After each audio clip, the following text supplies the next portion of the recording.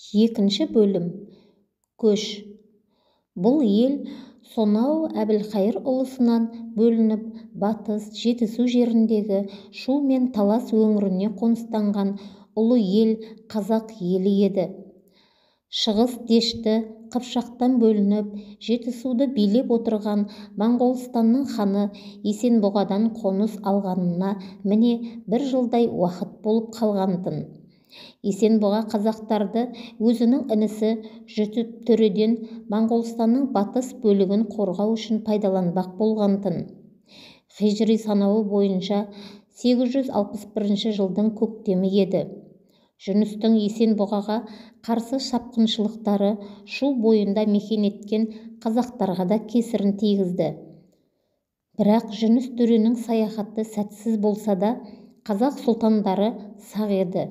Сол себепті жайлауға қоныс аударғанда жан-жақты барлап, ел үшін жан беретін белді баһадүр жер жүректер батырларды жұрт басына қойып, қора-қора мал жанымен аман-есен жайлы қонысқа көшіру мақсат еді.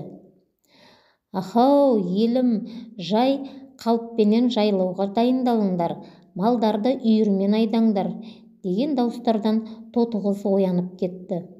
Жан-жағына қарады. Киіз үйде ешкім жоқ.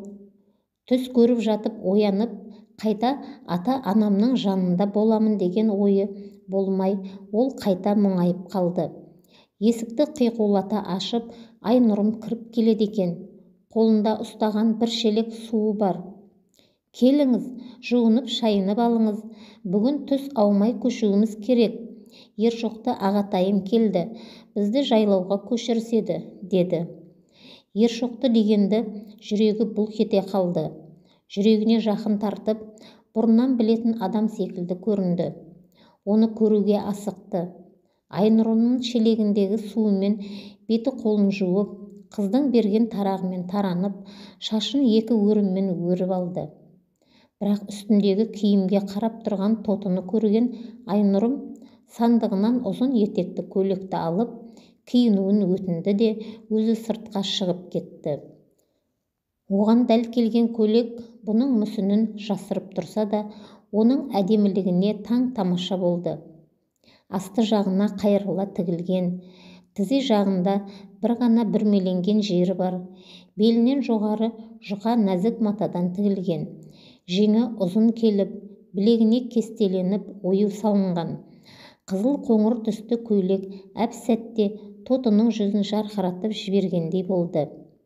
Сыртынан аспан түстес, алдына толқын тәріздес өрнек салынған, бөксесіне дейін келетін барқыт камзол киді. Аяғына жұқа былғары теріден иленіп, тобықтан бастап аяқ саусақтарына дейін жабылып тігілген кебіс. Енді тоты қыз нағыз қазақтың қызына айналды.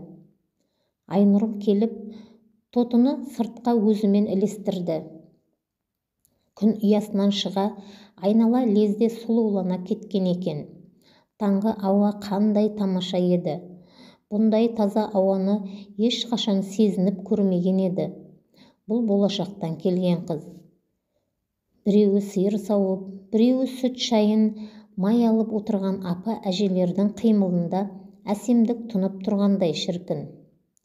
«Ағатай, ағатай, мұнда келіңіз», деді Айнұрым, сонау ілгеріде ат құлағында ойнап шауып жүрген Ершоқтыны көзі шалып. Ершоқты келіп, күлімдеп тұрған Айнұрымның қара шашынан терең иіскеді де, көзін сала тотыға қарап қалды. Манадан бері көз алдында бойжеткен болып бұралып тұрған құпия қызды көрем деп ойламаса керекті. Жанары жанарына түйіскен сәтте, жүрегіне оқ қадалғандай, ойы сан-санаққа ұшып, үнсіз қалды. Тотыны енді ғана қазақ қыз деп таныған жауынгер Ершоқты көз қиығымен бір шоли қарындасына тіл қатты. «Қарғам, күнді сәске алдырмай, жұртпен жайлауды бетке алайық. Көктеуде жүріп, малжанды ырызғысыз қалдырмай, жайма-шуақ таумен ырғалған шүйгінді жайлауға қоныстану керек. Аға, жеңге, бауыр қарындастар жиналып жатыр. Бара ғой, апаңа ошақ қасын жиыстыруға көмектес. деді де көз қиығын тастай атына қарғып міне атының екі бүйірін аяғымен тебе шаба жөнелді. Шаңды бұрқыратып шаба жөнелген аттың артынан қарап құпия қыз да көзін алмайды. Айнұрым мен Тоты үлкен үйге келді. Айналы отырып кеңес құрып отырған ақ әже мен келіншектер есіктен кірген бұларға қарап ауыздарына алып отырған сөздерін жұтына іркіліп қалды. Тотының құлпырып тұрғанын құп көрді ме, әжелер орындарында отырып бір теңселе бір-бірлеріне мойын бұра күбірлесіп сыбырласқандай пыс-пыс етеді иегін қағып.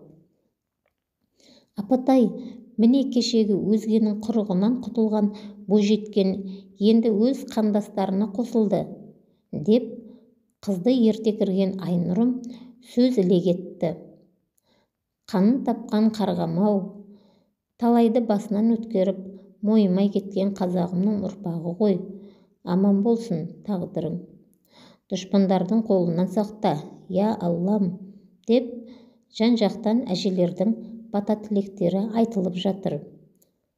Әп-сәтте жиыстырылып, буыстырылған үйлер мен жүктерді барынша аттар мен арбаларға жайғастырып, кәрісі мен орта жас келіншектерге, іші көмпиген келіндер мен балаларға бөлек атты арба сайланып, атты мойындықтай білетін қыз бойжеткендер бір-бір тоқымды атқа мінгесіп жатыр. Көктеуді артқа тастай, көш адымдай басып жүре келеді. Тоты да бір атты еншілей, Айнұрымның қасынан бір елі ажырамай, көштен қалмай жортып келеді. Қарттар мен балаларды мінгестірген арбалы ат көш алдында сырғи жортып бара жатыр. Көштің ар жақ бер жағын жас мен мұндалаған ер жігіттер қоршап, жүйрік шабандоздарымен ары-бері шапқылап көш бастап келеді. Тұтқиылдан жау көрінсе, сақадай сақ тұрған сардарлар елдің қамын ойлай осылай шауып жүр. Айнұрымның жорға атымен бірге Тотының да шабандозы қатарласып, көш соңында қалып аяңдайды. Ау, жануар, болдырмай жорға тарта бер, үстіңдегі адамның ырқына көне түс, деп Айнұрым да сөз бастағысы келді ме, жайлап қана атының жалын сипай, Тотыға езу білдірді. Анау тұрған қара тасты жотадан кейін қараңғы сайдан аса қарағайлы тауға жетерміз. Сол маңның жайлауынан отау құрып, малжанды сонда күнелтеміз. Алла жазса, шөбі шүйгін жайлауымызға аман-есен жетіп, бір үп десек, мал жанымыздың тамағын тойдырамыз, деп бір ұзақ тыныс алды да, сонадайда кетіп бара жатқан көшті таныстыра сөз қозғап кетті. Мынау көштен ілгері кетіп бара жатқан арбадағы ақсақал қариялар осы ауылдың үлкендері, әкеміздің үлкен атасының бауырлары. Одан қалған тұқымдар анау көштің оң жақ қапталында кетіп бара жатқан кісілер, олардың бала-шағалары. Әкемізден қалған тұяқ ағатайым Ершоқты және мен. Әкеміздің бауырларынан қалған ұрпақтар, міне, алдымыздағы арбаның арқанынан ұстағандар. Үлкен бәйбіше мен кіші отаудан тараған біздер аға қарындас болып, бітімгершілікпен күнелтіп келеміз. Әкеміз батыр болған деседі. Бүтіндей бір ауылды жауға бермей, адуынды оншақты жауынгерлермен теке тіресіп, қасындағы нөкерлерін қорғай, елін аманаттап, жау қолынан қаза тауыпты. Тағдырға не шара? Анам жесірдің кебін киіп, ағам екеуміз жетімектің күнін кештік. Қазағым жесірі мен жетімін жылатпаған халық қой. Бізді ешкім жесірсің деп табан астына алған емес. Әкеден қалған екеу болсақ та, шешеден тараған жетеуіміз. Апамызды әкеміздің үлкен ағасы әмеңгерлеп алған еді. Бәйбішесі қайтқан соң, үлкен бәйбішенің орнына жайғасқан анамыз міне бүгінде ақ әжеге айналып отырған жайы бар. Жасы 25-ке келіп қалған Ершоқтыға енші беріп, шаңырағын көтерткісем деген арманы бар. Ой, әлгі Ғайша жеңгеміз болғантын. Әбілқайыр сұлтаннан бөлінгенде ол өзіне талақ сұрап, ата-анасының қасында қалған тұғын, деп манадан бері сөзі аузында болған Айнұрым терең күрсіне тыныс ала, сонадайда малбасын қайырып ысқырынып жүрген Ержоқтыға көз тастады. Тоты жалт қарады. Ержоқты аға отбасылы ма сонда? Отбасылы дейтіндей талағын алып кеткен қыз ғой. Тұрмысқа шыққанына 1 жылдай болса да, пұшпағы қанамағаннан соң жіберді ғой. Әрине ағам Ғайша жеңгейді қимады. Әйтсе де өз елінің қамын жеген ол бізбен бірге осы жаққа көшіп келдік. Жә, оны қойшы, саған бір аңыз айтайын ба? Осы сен найзағай адам туралы естіп пең? Ол адам көзінен от шашқан, бүкіл денесі шоқтай қып-қызыл, ұстаған жері от болып жанып, қарсы келген дұшпанды бір мезеттақ өртке орайды екен. Бірақ оның жаны нәзік, тек елінің жауларымен ғана айқасқа түседі. Оның бар мақсаты тыныштық қана. Деген Айнұрымның сөзіне Тоты шек сілесі қатып күлгісі келді. Әрине бұндайға сенбейді. Өз әлеміндегі теледидардан көріп өскен Бэтмен, Өрмекші адам, Супермен киносындағы қаһармандарды елестетті. Бұларда да батыр, ғажайып адам туралы аңыз кейіпкерлері бар екен-ау. Қызық. Бұлар үнсіз қалды. Бірі сендіргісі келді, бірі күлгісі келді. Аспанмен таласқан тау жоталарының бойымен көш екпіндеп келеді. Жиегінде қара ағаштары қылтиып көрініп, мініс аттардың тұяғына батқан қара тастар сордиланып, аттардың жүрісін біраз өзгертіп келеді. Үстіне отырған сұлу қыздың назын түсінгендей, күміс ер тоқымды жорға да аяғын тербелте паң-паң басады. Мезгіл сәске түске жақындап келіп қалды. Күн көзі таңғы шапақта қарауытып тұрған секілді еді. Енді жиналған бұлттар ызым қайым тарап, күн көзі ысып барады. Көш тізіле, көш басшының ізімен келеді. Көш соңынан маңыраған қой мен ешкі, үйір-үйір жылқы, түйе мен мөңіреген бұға, сиырлар келеді. Әр жерден әуіп те үріп, жүгіре алыстап ұзап, тоқтай қалып, көшті күтіп, алысқа кеткен малды қайырып жүрген таз иттер де бар. Ұшы қиыры жоқ кең дала, жұпары аңқыған жайдары қыр, шайдай ашық аспан мен жұтынсаң жұтынғың келе беретін саумал ауа. Тау бөктеріндегі жайқала өскен дала гүлдерінің иісі мұрынға келіп, ауаны ерекше сезімге бөлейді. Қыстай өн бойын құрсаған, сіреспе қардан құтылған дымқылданған жер кебіп, күнге төсін беріп, жап-жасыл түкті шөбін жайқалта, жер рахаттанып, күн шуағына маужырап, созылып жатыр. Қырмызы тау етегі сондай бір жайдары, гүлдей жайнап, тәнін ашып тастап, рахаттанып жатыр. Жазғы мамыржай жайлауға да ат басын тіреп, 2 күннен бері ат үстінде теңселіп, жау тұтқиылдан шаппас па екен деген үреймен қоныстанған жұрт, бұраларға жегілген киіз үйлерін жан алмаса түсіріп, оқ пен шаңырақты көтере тігіп жатты. Бар көштің салмағы, орда бұзар елім жерім дейтін бозбала жігіттерге түскені көрініп тұр. Үлкен кішілі қарттар мен ойнақы балалардың 2 күнгі бойғы жолдан шаршап шалтыққаны көрінеді. Ойрат оңаяқ келіп қалмасына кім кепіл? Сақтанған жұрт асығыс-үсігіс қимылдауда. Қара қазанын жер ошаққа аса сала, бірі тамақ әлегіне кірісіп кетсе, бірі қой сойып, ішек қарын ақтарып жатыр. Жайлау әп-сәттақ жаңғырыққа толып, қой мен ешкінің маңғырағы, түйелердің боздағаны мен оқыранған сиыр жылқылардың шұрқырай кісінеген даусында ала кетті. Нәрлі жасыл шөпті күн нұрына шома жайқалған жайлаудың көркі кіріп те кеткен. көк аспанның астындағы алып жайлауға орныққан ақсұр күмбезді киіз үйлер осы маңға көрік бергендей.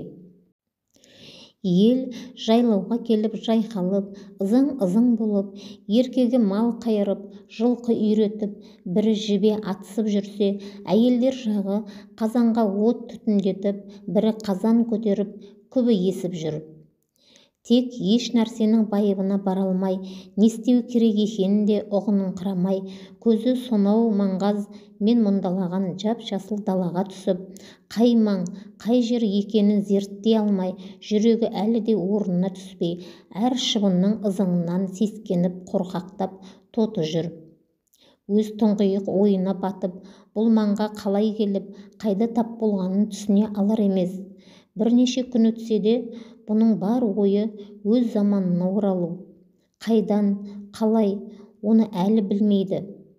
Бұл сырды шешкісі келеді. Әркімнен бір үркейді. Боз үйге кіріп ұйықтауда мұң. Ерсі, жат бұған. Қорқады, тұншығады, езіліп егіледі. Өз-өзінен қынжылады. Тотының жайын кім біледі? Ешкім. Бұны тек моңғолдың бір биінен босап шыққан қазақтың бір қыз деп біледі. Болашақтан келдім десе сене ме? Жоқ, тіпті күледі. Не көріп кел деп жазғырады. Мұсылман халқында көріп кел, бал ашу, харам іс. Құранда солай жазылған. Әрине көріп кел емес. Ал қазір тоты өз әлемін айтса, кім сенеді? Ешкім. Әркім өз өмірі осы далада туып, осы далада аяқталатынына сенеді, біледі. Ер тоқымын қадір тұтатын адамға келешекте аламан бәйгеден де озатын темір тұлпар болады. Ол бір күндік атты жолды бір сағаттақ жүріп өтеді дегенге сене ме екен? Ал аспанда ұшатын темір құстар болады дегенге ше? Қиял дейді, аңыз дейді.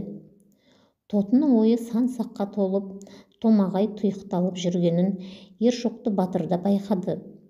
Осы қызға деген сенімсіздік ғажайыптан тап болғанын білгендей, жан аярлықпен қарайды.